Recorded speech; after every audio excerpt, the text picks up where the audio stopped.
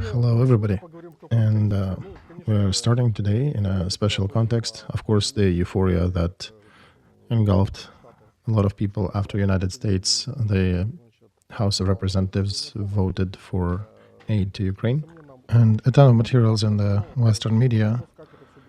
The key question is how it will unfold from here, and there's a lot of material in the Western media. I've just seen right before we started the stream the article by Gideon Rahmant in Financial Times, where he says that Ukraine is on a forefront of a much larger scale conflict.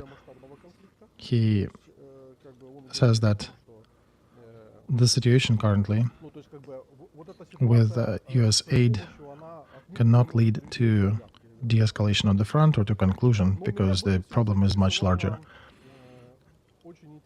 Also, another interesting article on Thunberg by Nigel Ferguson. He's a British conservative. He's right. He is one of the conservative voices. He's one of the key ideologists of the modern conservatism coming from Britain. He's got a bunch of really cool books: Civilization, Pity of War, Squares and Towers. A lot of them have been translated into Ukrainian and other languages, so I seriously advise you to get acquainted with his work. Very light style, very good reading. And what he says here, and I'll read a few quotes. To understand what is at stake in fight with the axes of Iran and China and Russia, one can read Lord of the Rings by Tolkien. Gradually, as you read it, you understand that the forces of darkness have united. And he was writing, that book was written back in the 30s of the last century, so Ferguson is drawing a parallel with a similar trend happening today. And he's talking about Brzezinski, whom he calls a prophet in this regard. And he recalls a book by him, A Great Chessboard, which I hope that all our viewers have read. And if you by chance have not, that's seriously go do it right after the stream. So he was writing that the biggest scenario, the most dangerous scenario, was a probability of coalition of China, Russia, and probably Iran. And this anti-hegemony coalition would be united not by ideology, but by mutual issues towards the hegemony. And this would have been a much stronger than Soviet-Chinese bloc back in the Cold War. And unlike the previous Cold War, China would probably be a leader in this case, and Russia would be the follower. Brzezinski turned out to be a prophet in this regard, and looking back at the 3 years past, it's difficult not to come to conclusion that Biden administration, purposefully or not, had done a lot to make sure this coalition is a reality, starting with abandoning Afghanistan, failing to preclude Russia from war in 22, and failing to prevent Iran from using its proxies against Israel in 23. So then Ferguson is making a conclusion that we are in a second Cold War and not in a third World War. And if the conflict between Russia and Ukraine was the equivalent of a Korean War of 52-53 last century, then the second Cuban crisis around Taiwan, essentially, we have already passed, and we are in a de-escalation phase, which last time around took about 20 years. After a summit in California in November last year, it seems the Chinese are really trying to avoid hot confrontation and are going into a cold and serious dialogue with the American colleagues, reminding of what was going on between Soviet Union and the United States in the end of 60s, early 70s. However, Hamas attack on Israel brought us back into 1973 with all of its unexpected circumstance. And here are the key theses from Ferguson. What are the main differences between the first Cold War and the second Cold War? Where we can deduce several interesting factors that will be determining what the second Cold War can do and which path would it go. First, he says China is a bigger economic foe than USSR ever was. Second, the West is connected with China through a lot of supply chain elements, and they've never been tied that much to USSR. He also says that the West is much weaker in terms of production capabilities. I advise everybody to read an article by Ilya Kus and Evgeny Evstakhov, who went into very low-level detail into the military-industrial complex of the United States, outlining the strengths and the weaknesses. There are dozens of different charts. It's a very good presentation. So in the conditions when China is flooding the world with cheap consumer goods, the West has no other way but to restore protectionism and turn economic strategy back into the 70s of the last century. And the next thesis is probably the most important. Fiscal policies of the West are on a very shaky road. 7% deficit while nearly full employment is not what's recommended by books on macroeconomy, to say the least. Moreover, as Congressional Budget Office mentioned, continuous growth of federal debt in relation to GDP, reaching 99% and prognosticating to 156 in 54, will likely be binding actions and abilities of future administrations, because a lot of income will be going to service the future debt. And that's another thing I want to outline. My main contribution to the laws of history, what I call the law of Ferguson, says that any great power that is spending more money on servicing the debt than they're spending on defense will not stay great for long. Fifth, our alliances may seem weaker than during the times of the First Cold War. In Europe, Germany questions leadership of United States in the NATO alliance with more prejudice than during East and West Germany politics times. United States may think that they turned India into an ally of US, but I have very serious doubts whether India will pick up the phone when Washington calls upon their help in Taiwan crisis. So, therefore, we should not be too confident about the outcome of the Second Cold War. As Elbridge Colby forewarned us numerous times before, if China will start a conflict in Taiwan, the United States will be found very unprepared for that, and China may not agree with the United States' prognostication that they need to wait till 2027. However, there is one last similarity with the First Cold War, which I didn't mention above, that a communist country presents a serious threat to the United States. And the big question that we need to answer in the political sphere, who among the presidential campaign runners will present the best position to counter this possible threat? And then he criticizes Biden and goes into more details on that. But generally, I think this is a rather healthy and proper estimation of the current events unfolding. So I do want to ask you one thing.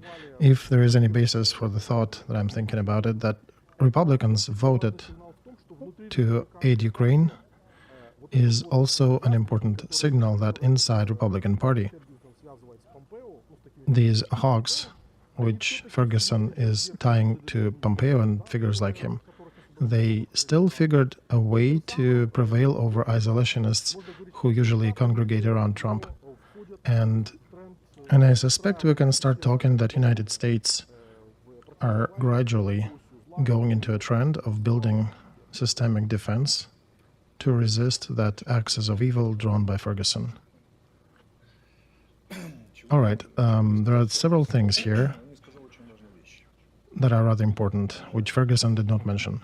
He did not say a very important thing. What is the key difference, key ideological and even metaphysical difference between the First Cold War from the Second Cold War? China is demonstrating a very interesting thing, which they are struggling to cope with on the level of ideas, that communism can be successful. Because in 1991, the main thought of the West political school was that communism is genetically unsuccessful. Any attempt to build a Marxist state or a Marxist system is doomed to fail. So here is a Marxist system that exists for quite a long time, and they're starting to take over the United States on different key parameters, including military-industrial complex. So new collective Brzezinski or Ferguson need to find a way to explain why China is so successful and formulate an answer. How are we going to fight with this brand of communism if it is successful? Because the pinnacle of the Western thought states that capitalism is de facto more successful than communism. Look how the resistance, the Cold War between USSR and United States ended. So we don't need to invent anything better. Communism will fail and capitalism will prevail with all its drawbacks. And here they are failing. And what they're using as ideological basis for struggle and fight with China, first of all, is economy, right? not everything is clear here. As Ferguson mentioned, one would be hard-pressed to find a more entangled system and countries economically than United States and China. United States had never had such a relation with Soviet Union. So this is definitely correct estimation on his behalf. The second aspect is juxtaposition of military. The fleets are fighting for domination in different seas, situation around Taiwan, cyberspace, actual space. This is ideological fight. We're fighting with communism again, but they don't have an explanation why they're better than Chinese communism. Because one of the main justifications of liberalism and liberal democracy, the main trump card is that capitalism and liberalism in general, economic liberalism, is more successful. And here China demonstrably trying to prove an opposite statement, which goes in contradiction to Gobbs, Locke, and Adam Smith, that communism can be not only successful, but economically successful. And there are a lot of predictions that China is facing doom and gloom, but that hasn't happened yet. So the West finds a huge hole in the core of their ideological constructs, that the core of their system and system of beliefs and their shining city on the hill is slowly going underwater of Chinese communism. And there is a huge gaping hole in the middle. If you pull any ideologist or politician of the West and ask him, why isn't Chinese communism falling apart? And on some parameters, it is even more successful than your capitalism. Do you have an explanation to this? And as long as they don't have one, they will ideologically be losing to China. So they will be losing the Cold War in its heart, in the ideological competition. They have a huge gaping hole in theory. Alexei, I'll criticize that point of view, and I have some viewers also supporting me with this opinion. For example, here Evgeny Zemlyanoy is writing that communism can successfully parasitize a lot of systems. And in China, there is no communism, there is authoritarian capitalism in there. And I actually tend to agree with this because they have the external wrapper with the red flag and some mantras repeated by Xi Jinping and other communist leaders. But in reality, there is no communism, and there has never been a communism in China. All right, then we should ask a question, what do we consider to be communism? How would you define it? Well, look, Yuri, China is a Marxist project. And there is one more Marxist project, which is even more peculiar. The other successful Marxist project is European Union, Europe at large. Europe is a Marxist project. Constitution of EU and EU was designed by Frankfurt School of Neo-Marxism. The author of Constitution is Habermas, still alive, a great Marxist in his circles and materialist. So, United States are the core capitalists, liberals. They're looking at two successful Marxist projects in EU and in China. They need to provide ideological explanation why capitalism is better. I can suspect why they can explain why it's better than China. In China, actually, it's a mixture of Confucianism with Marxism. This is not Soviet Bolshevism. Bolshevism in Soviet Union was authoritarian capitalism under Stalin, essentially. They, however, don't have an answer in the West why EU is successful, because it is a socialist and Marxist project, a very left project. That's why Marxism may have different faces. We may probably not call China communist, but we can definitely say it's a Marxist project. And this question would probably puzzle Hayek and Locke and the other economists of the past. I would agree that China has an element of Marxism in their ideology, Alexei, but they have it even less than in modern Europe, because modern Europe is sort of a cradle of Marxism, and there it develops rather organically and transforms organically and birthed several branches, one of which had prevailed in Russian Empire and created the Soviet Union. And in China, there was adaptation to local realities of Marxism by Mao Zedong, and that Marxism suffered an utter defeat after the Cultural Revolution. And after this, there was a return of China into the capitalist world, Because in China, capitalism, since the end of 70s, had returned its positions rather successfully, and so successfully that now it's the second economy of the world. And I want to finish the statement here. One of the signs of communism here is that communism denounces the private property for the means of production. And in China, they have a ton of it. The most successful companies in China are pushing their economy, and they're located in the private sector.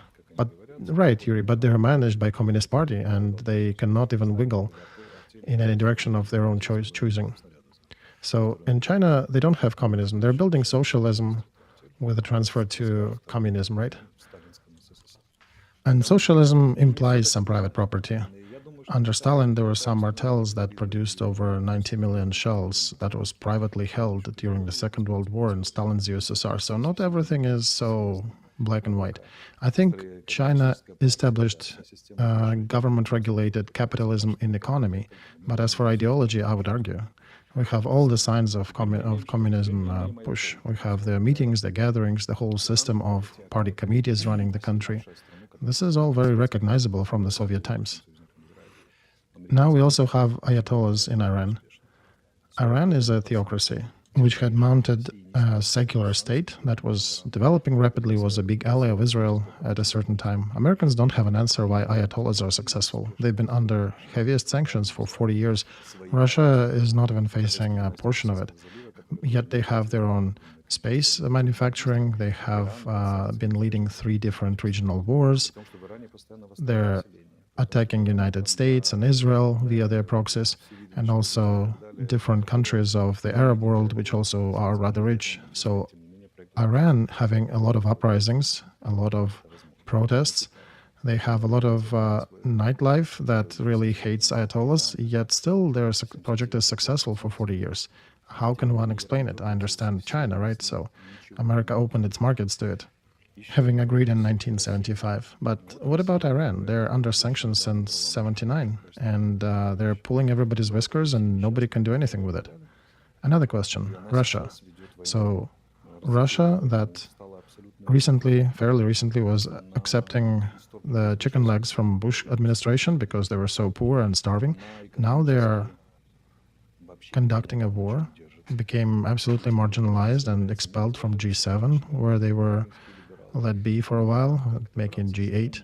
Economically, it's even unclear what they're standing on outside of oil extraction. And yet it's not going to fall apart, as we hope in Ukraine, nor is it going to wisen up and be more logical. And it managed somehow to form a strange coalition with the Global South, which holds together on anti-colonial rhetoric and some alignment with interests. Iran case is probably ideological and economic reasons with China. That needs to be explained somehow, and nobody does it. Brzezinski was a great explainer. He was setting the ideological framework that would explain all these flows. And Ferguson is not explaining it. If you put Ferguson a third in this conversation and ask him to explain it ideologically, for example, why did this world become US dominant? Why these hierarchies are fighting each other? How come that these projects that should not be anywhere near successful because they have a lower productivity than any of the West, and Iran would probably be even more striking thing than China, and yet it resists, it exists, and it continues to put certain questions on the field that actually now question your overall potentiality to win in the Second Cold War. So let me continue this polemics here, Alexei. This is about continuation of the Western illusions, what one can read in Ferguson's article, that we have slept through the awakening of these authoritarian countries, which happened kind of in the 1930s when Europe and United States and suffered the Great Depression and economic crisis, have ignored the crystallization of authoritarian regimes and their unification, which led to the Second World War. And it's only now that through Ferguson they start to identify this trend. And a lot of bigger events that likely will happen in the next 10 to 15 years, they're stemming from this crystallization. So now they're identifying the threat. They identify that it's not individually China, Russia, and Iran, that these three countries are already playing a concert. They have their contradictions, they have issues, but they find ways around them and perhaps close the eyes to some others. In the meantime, solving the global question, how to remove United States and collective West from the position of a hegemony as the key architect in this current world construct. Look, Yuri, sorry, I thought you ended. No, I didn't. Hang on. And in this regard, I think the question is not ideological argument, it's an existential argument, because Putin has a task to destroy the West with his resentiment approach. And for that, he even mentions the nuclear ash, what they talk about, although we know that this is generally a bluff, and the West is already ready for this bluff and calling upon it, and not so much concerned with it. China doesn't pose these existential threats into agenda. It doesn't talk about the country fort. It doesn't talk about attacking United States targets. They are conducting a more accurate politics because they understand that, at least until Xi Jinping got to power, China was avoiding full frontal clashes with the United States. Under Xi Jinping, this changed. He decided that China perhaps can allow some logic of a linear clash, but as the Taiwan crisis indicated, and here I would agree with Ferguson, for some internal reasons, China deduced that they're not ready to a real hot fight for Taiwan last year. And that's why they tried to alleviate this problem, or at least pretend that it disappeared. And Iran is masterfully playing on regional contradictions and adding more complexity to already complex world. Yesterday we had a good stream with Savchuk on energy systems, and to support what you were saying, he was showing the complexity levels of different countries. And one can see that despite Iran being under sanctions for so long, they have indeed elevated their complexity several times over. While, for example, Russia and Ukraine have lost quite a bit of their previous complexity. Look, Yuri, last week there was a book published by ex-Prime Minister of Britain, 10 Steps to Save the West. Elizabeth Truss is the author. And she was a prime minister for a brief period, and before that she was a minister of foreign affairs. And then, giving a speech in May of 22, we talked about that in one of our streams, she mentioned that their mistake of the West was that they believed that geoeconomy can correct geopolitics. And they allowed China and Russia and Iran to different markets. And at the end, these countries used this might against the West. She was giving a speech in Heritage Foundation, a very serious conservative fund. What is she saying? She's saying that I would like to see the rebirth of the global conservative movement. And my book is a forewarning against authoritarianism and threats that stem from fashionable ideas spread around by the global left. Conservatism needs a concerted plan to dismantle deep state, globalism and socialism and liberal establishments around the world that are peddling this, that want and try to self-preserve itself. We have a very cruel choice, and we need to make it if we want to face and to be able to stand against the managed dismemberment of the Western architecture, managed collapse. The problem is not in Russia and China. The problem is in modern ideas, as she calls them, that are being spread by the global leftists. She calls them a watermelon. They're green on the outside and red on the inside. This is basically a rebranding of socialism, and it's time for conservatives to resist to this push to watermelons and to call upon their responsibility and bring them to answer for the damage they're causing. So modern conservatism in the West, what Sparts is being accused of and Trump is being accused of, they do not see the enemy in Russia and Iran. They're saying that their force and their strength is the result of our weakness, as a result of the ideological victory of the left in the West. I've seen my daughters here, and I've listened to what modern students are talking about. The depth of penetration by leftist ideas is beyond measure. what's most uncomfortable is that many of them have a rather sufficient basis. Arestovich, sorry to interject here, but I'm seeing slogans and titles of different articles. A tragedy in the Arestovich family. The left has rooted in his younger generation. Well, no, the left hasn't rooted. My daughters are wiser than that. But I've seen what overall the kids are talking about. When you come to Starbucks with children of their age, and say, hey, let's get some coffee, they'll tell you, no, we don't buy coffee in Starbucks because Starbucks is supporting Israel and we're for Palestine. So all this story is indicating for conservatives that the problem is not with Iran and Russia and China and not even with their union, but the problem is in the weakness of the West that is essentially sick with autoimmune disease and is destroying itself with the complex of these new leftist ideas. In this regard, Marxism basically conducted a mortal blow to the West, initiating the cultural Marxism in their universities somewhere in the 70s. And what to do with this cultural Marxism, nobody knows. Conservatives are trying to congregate, to indicate the danger, to suggest some ideas.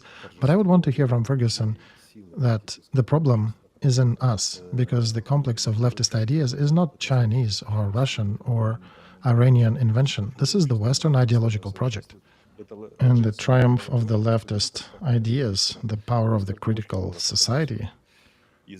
Because leftist project has a wonderful critical society theory that is their main force.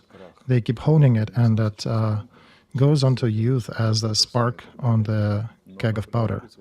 And now the West is destroying itself. It's sick with ideological AIDS, destroying its own immune system. The right are suffering a defeat. They're trying to conduct a renaissance via Trump, Ferguson, and Peterson. It does find its supporters, but this is like 2 or 3 bags of sand against a huge dam that's being fallen apart by a huge flow of water.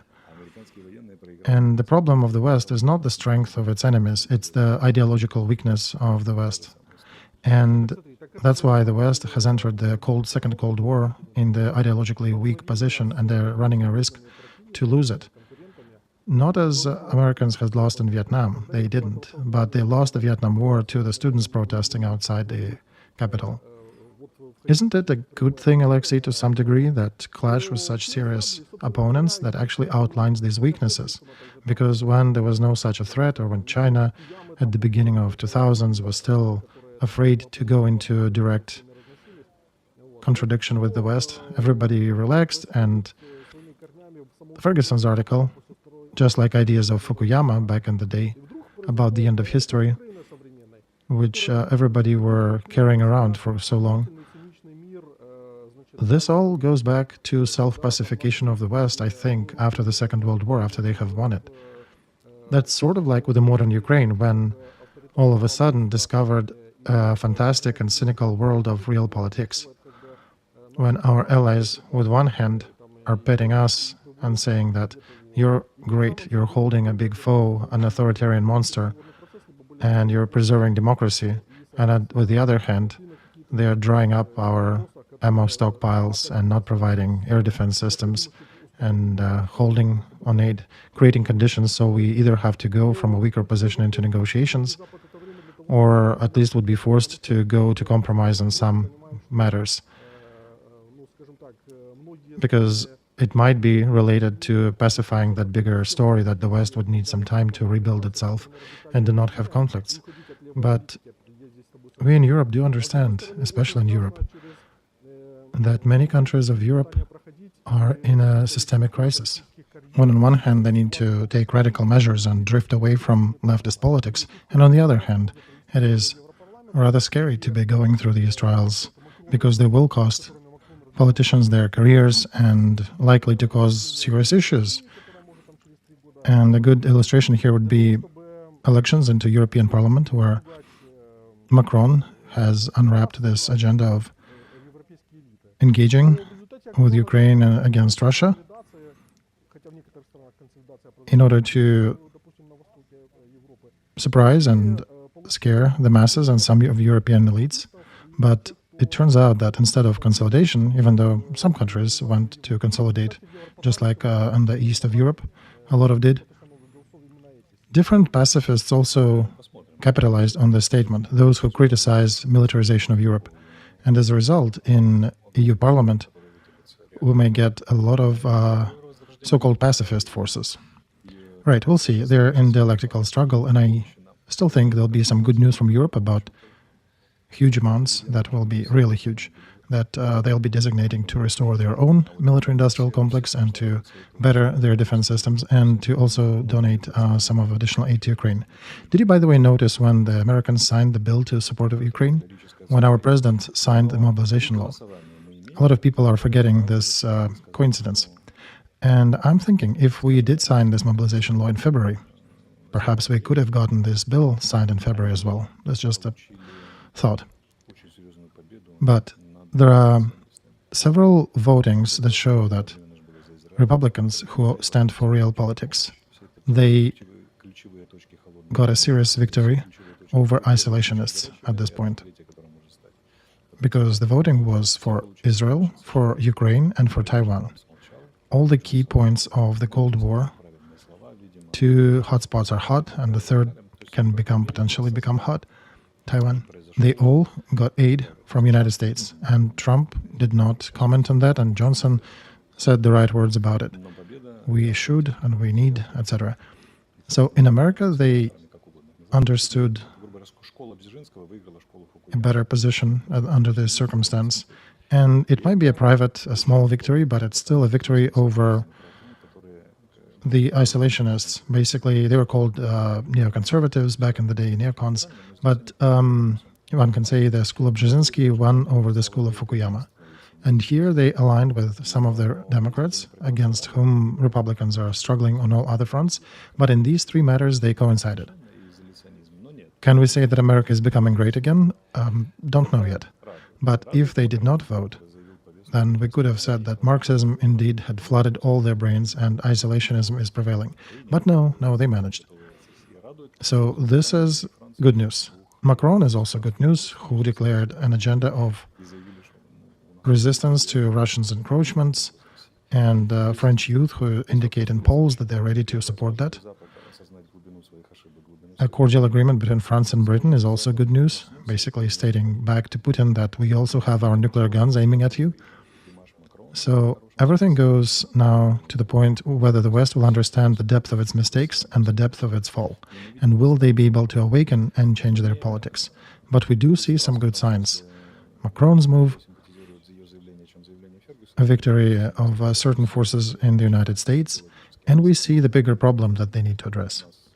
In this regard, Liz Truss is more sympathetic for me than Ferguson's statements, because she indeed posed the question in a key manner, in an ideological manner. This is about the ideology differences between the West, between the left and the right. And let's imagine that the right in the West understand that the problem is in the left. What will they suggest? Because EU is generally a leftist idea, head to toe. So what do we do then? Either fall into leftist militarism or create a parallel structure, which French can create their own army, create their own Minister of Defense outside of NATO. So they will either have to basically come up with a proper ideological basis to counter the left, or they'll have to do situational tricks and strategies to figure out local battles. But me, honestly, with all power of China, Russia and Iran and their union and specific position of India there, I'm not afraid of them. For me, the main thing is autoimmune disease of the West, whether the West will be able to provide an answer and find a way out of it. You can note that a lot of leaders of different political movements are looking for an exit out of it. Musk is looking for that too, a third way for America. That's what it's about. Peterson is also looking for that. Ferguson, of course. All the conservative circles are concentrated on finding a way out. And some of them are saying that we need to go back to normal conservatism. Others are saying that in the modern world, normal conservatism doesn't fly. We need to offer something of value to youth, because we can create any geopolitical plans, but youth will just refrain from joining the army, and then all our plans go down. So the good news is that the West is not asleep. They understood that there's no end of history.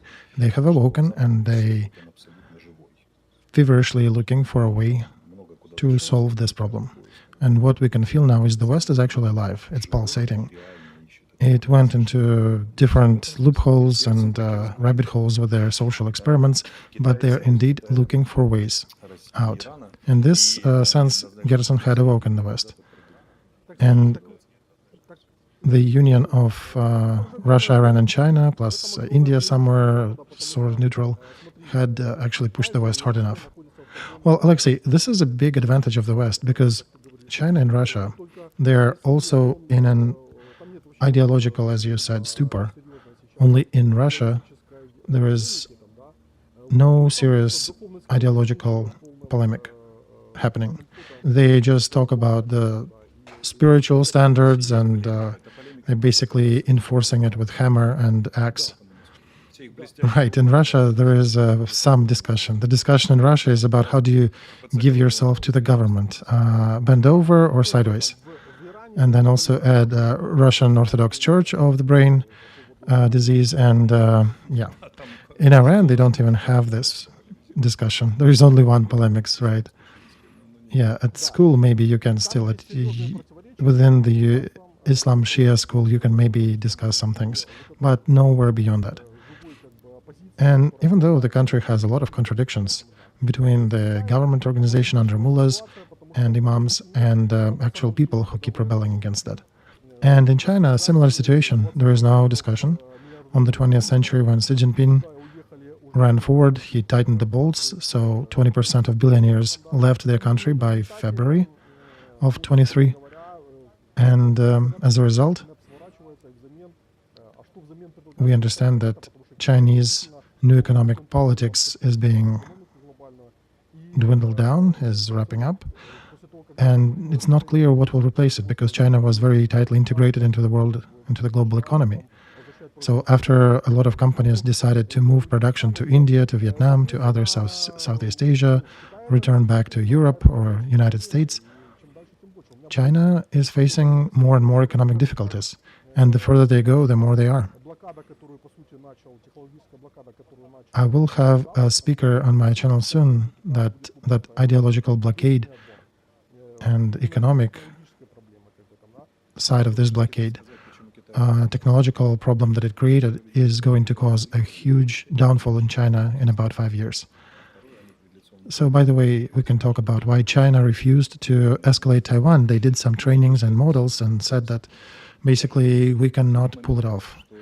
So also in facing a lot of economic difficulties, they understand that they don't need another war at the moment, plus Russia's example is not inspiring.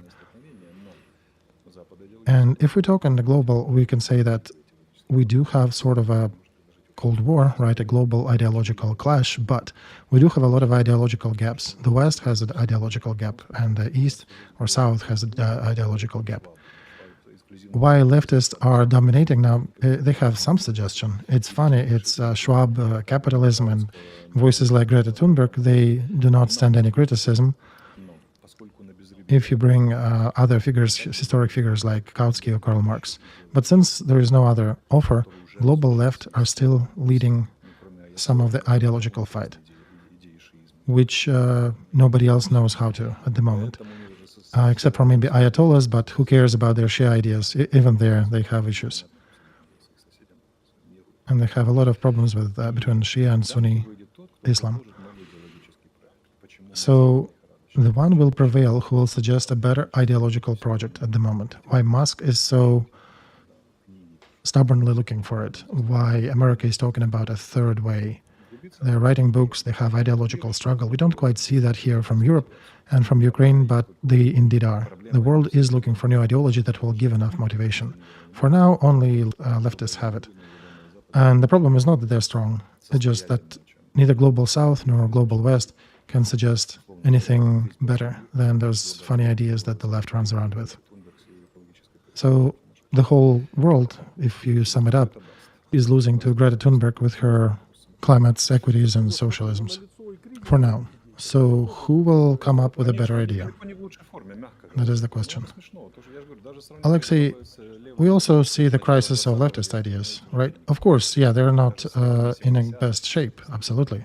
If you compare them with the leftists of the beginning of the 20th century, even with the leftists of the 70s, the times of 70s revolutions and Sartre, etc., this is their conclusion. They're semi-dead, but at least they have something.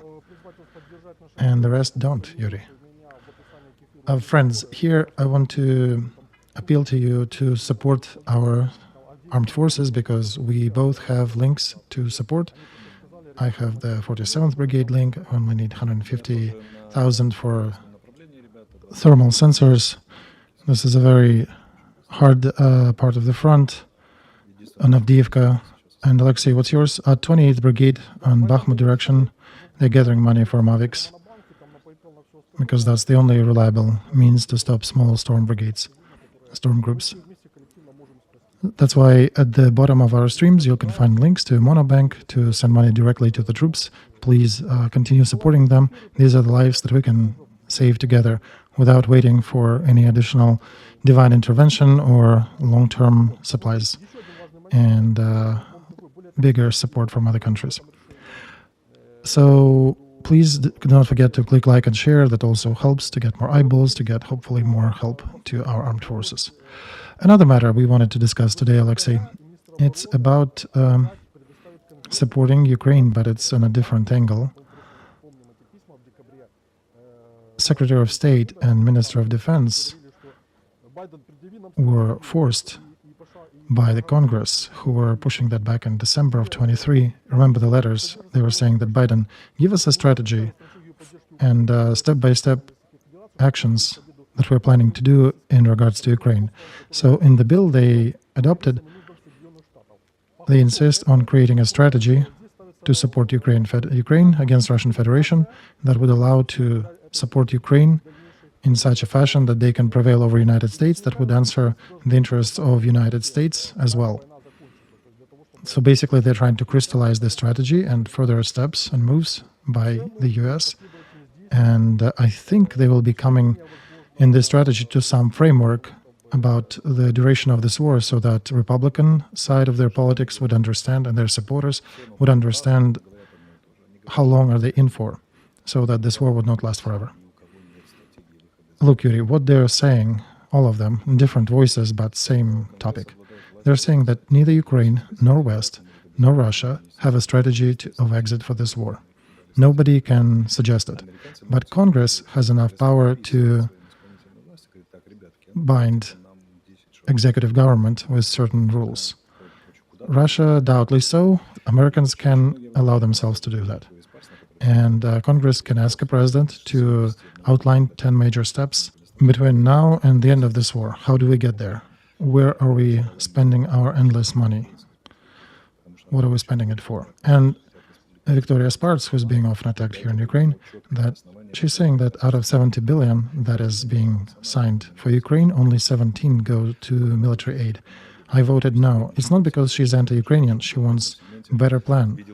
She is asking for a more detailed plan that will lead to victory, and she understands that it is a disproportionately wrong balance right now because Ukraine is not getting enough material means to fight this war. And Republicans were fighting for making the basket more balanced in terms of support and money. So these questions are still in need of answers. And there are three key questions. First one is, what is the strategy of exit with the conflict of Israel? What is the strategy of exit from the conflict in Ukraine? And what is the strategy? The strategy of exit potentially, and now called Taiwan, that has a potentiality to become hot. And the third one, the overarching, is what the strategy and how do we deal with these conflicts on a larger scale? Because they have birthed by something. There is some global juxtaposition that causes that. And the fact that they split the packages and didn't vote for the common one, for the joint one, is that they're not bringing the meta question, the level above question, that these conflicts are joint at certain level. because this is a question worthy of the Parliament of the United States, the thinkers, the level of Ferguson. What is the global reason behind the events happening, and what is our strategy to deal with it? And this Cold War is a great reason to think about it.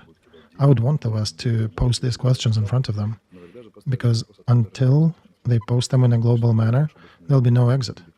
And there'll be fourth and fifth conflicts, and they'll probably be dumping more money into that, might even go to war with them.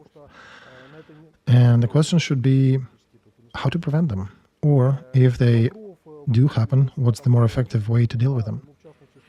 Right, Alexei, but the West needs to expedite their activity in this regard. On this week that's already gone, Lavrov and Russia came out with a number of statements, including that they're planning to attack Kharkov. He hinted towards that when he said that Putin is going to create a demilitarized zone to presumably defend Russian territories on the border with Ukraine, and Kharkov is part of that area. Lavrov's quote verbatim, Putin had denoted very sharply how to protect Russia.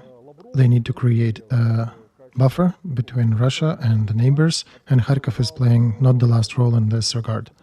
We have talked about that on different occasions, but Lavrov, as the high-level official from Putin's administration, had named the attack on Kharkov as possible Russian operative goal and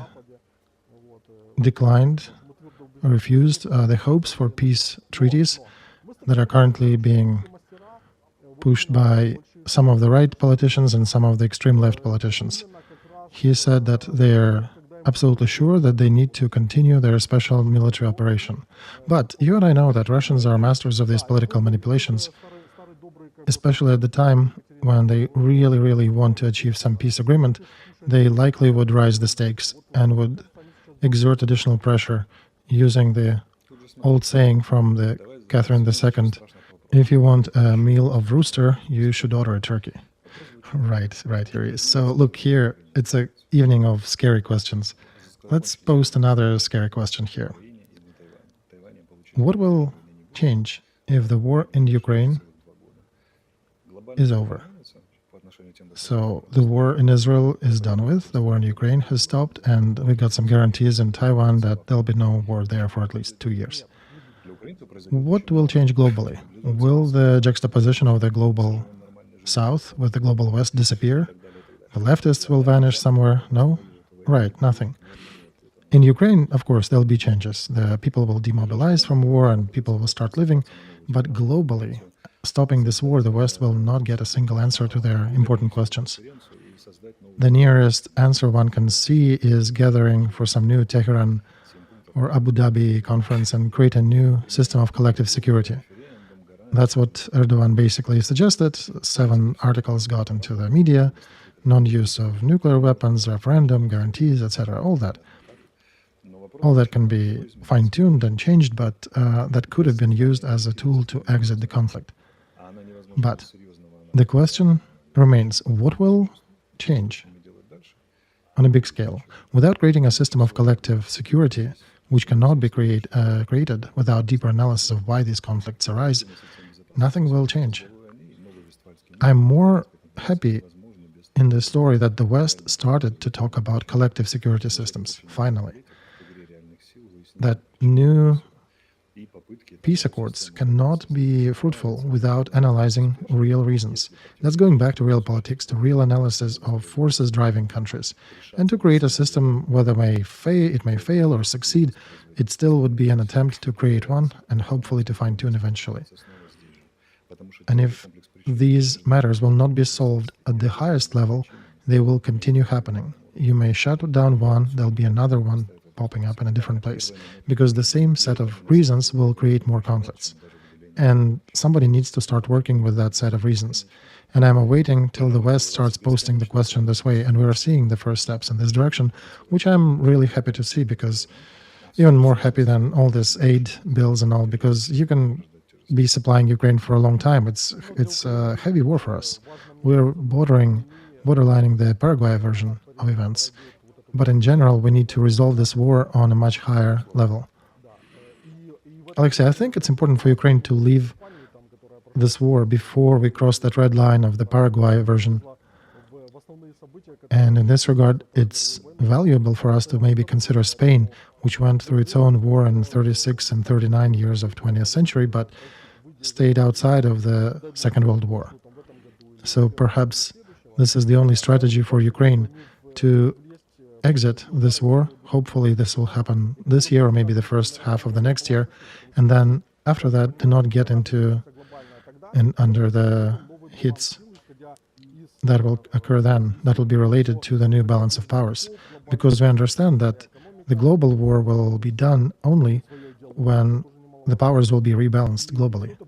When each of the global players will have their own slice of economy, their own ideology, their own military forces, and it all will be sitting on the global chessboard in some sort of balance.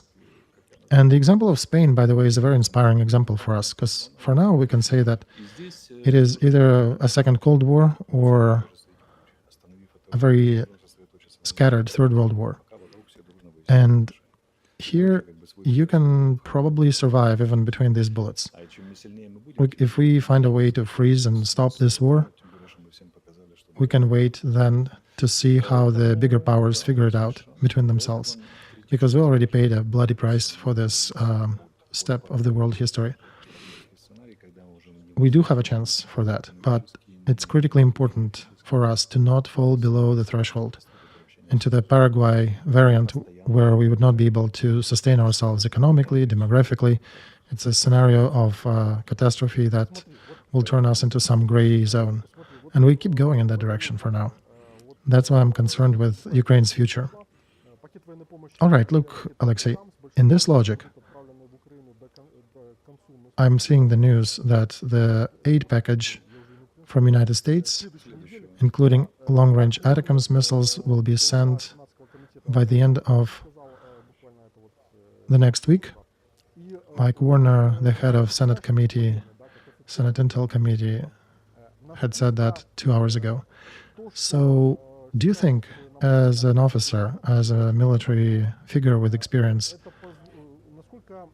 how much that we're getting this aid right now in the next couple of weeks, basically? How should I word it right?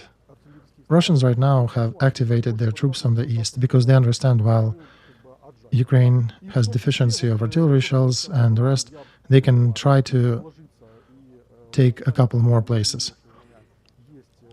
And including these things that we're gathering, doing the fundraisers for, I hope you guys join and contribute too.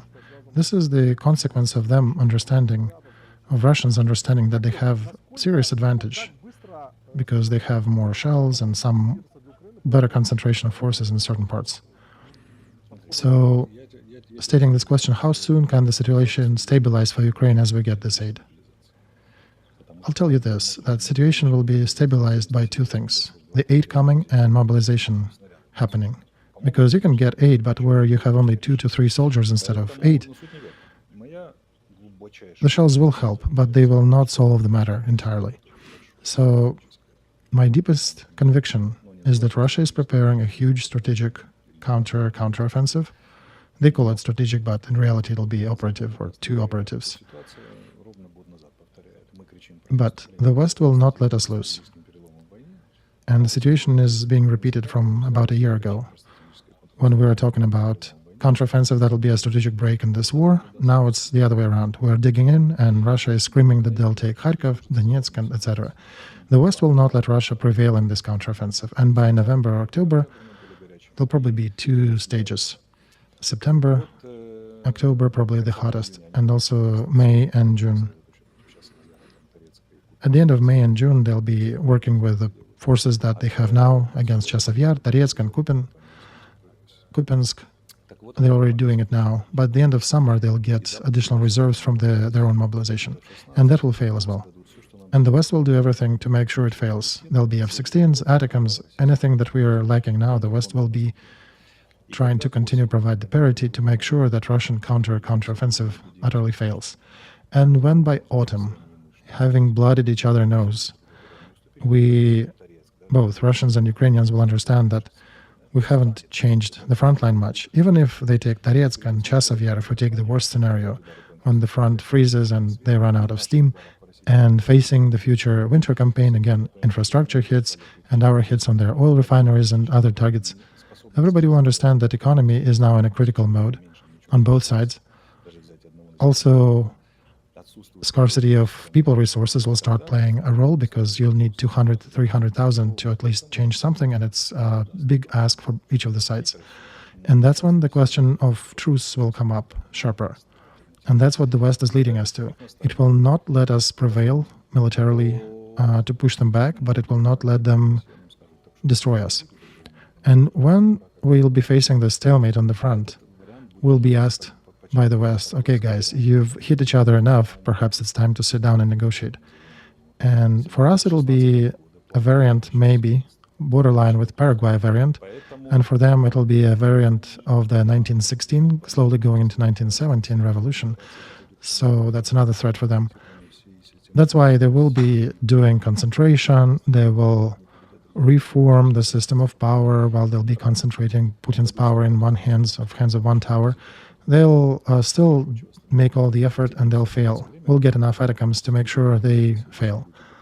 And by October, there'll be a ripe time to discuss peace treaty, when the West will be asking, are you still going to continue fighting and find 300 more thousand people where you don't know where, but you still would need to. So they'll be pressing us rather hard on this matter. And the question remains, what will be our condition at that time? It won't even be defined at the battlefield. It'll be defined at the advanced level of negotiations and suggestions brought to the table by both sides. And the one that prepares best will get advantage at the table. Not the one who prevails at the battlefront, because none of us will be allowed to prevail drastically. But the question will be about the agenda. So what are we ready to prepare for these negotiations? Because with all the dislike of Russia, it will still end up with negotiations. And that's what I'm suggesting to fight for the agenda and state serious, realistic questions. I suggest then call our next stream the complex of ideas, perhaps. Or, okay, how about we call it entering the negotiations, right? So if we imagine that we're entering that process in October, we can talk about the options. I already have a set of ideas and I can talk about that. I see that story rather sharply. Right, Alexei, I also have a few ideas here and we can discuss, and I think it'll be interesting enough for our audience. A question from Masha Tanovitska, you know her. We respect you as a wise woman. Right, we also love you, Masha. She is asking a question. On the new peace conference, we need to solve a question how to channelize the conflict between great powers.